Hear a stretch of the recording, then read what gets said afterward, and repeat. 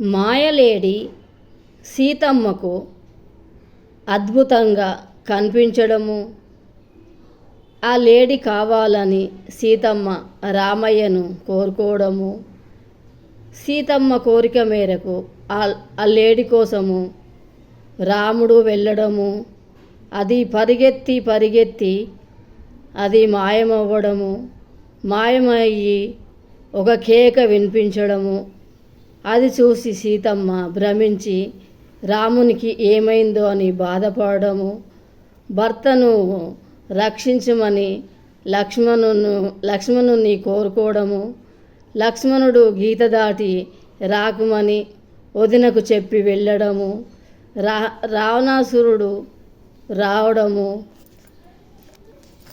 సీతమ్మను ఎత్తుకు వెళ్ళడము. మహాసాధ్వికి కూడా కష్టాలు తప్పలేదు.